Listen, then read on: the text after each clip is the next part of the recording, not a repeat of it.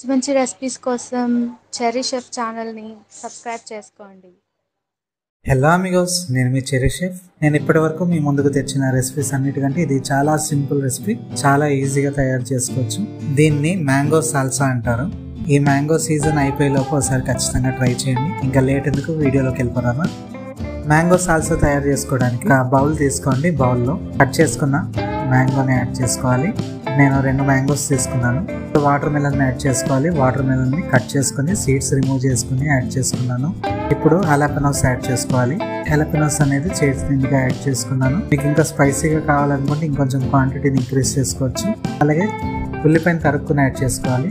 ఇప్పుడు నిమ్మకాయ రసం యాడ్ చేసుకోవాలి. 1 నుంచి 2 నిమ్మకాయలు అయితే సరిపోతుంది. మీరు కావాలంటే ఇంక్రీజ్ చేసుకోవచ్చు.